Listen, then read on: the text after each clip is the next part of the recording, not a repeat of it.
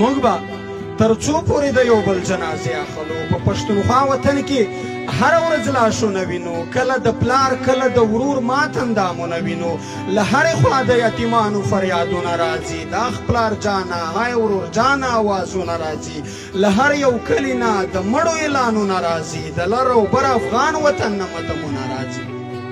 د لوبو وخت کې وي معذور مو شي بچیان د وطن ورته بمونه ښخوي څوکیداران د وطن زمونږ په غوښو یې ماړه کړل سپي لیوان د وطن خو بیا مو هم په یوه خوله نه شول مشران د وطن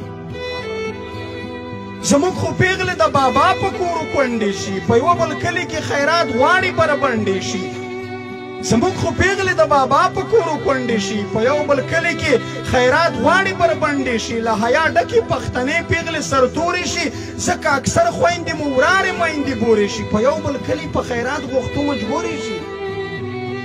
د سر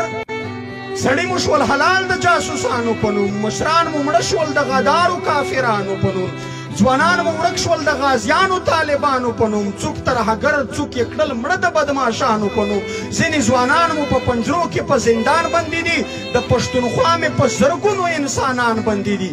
څوک یې ژوندي په امریکا په برطانیا خرڅ کړل تپوس یې وکړئ جنرالانو برملا خرڅ کړل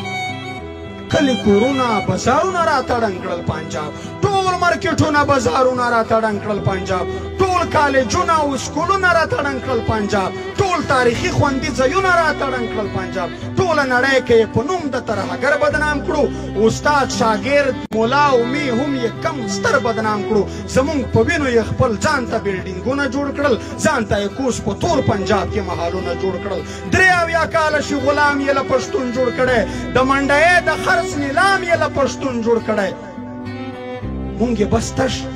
په ملک د نوم په لا اله غلط یو مک پښتانه یې په د شنه سپینه جنډا غلط یو څوک یې په پاک سرزمین څوک یې په ملا غلط یو دغه دوه مخې ریاست موږ په بیا غلط یو خو نور خو بس دی پښتنو ځانونه وپېژنئ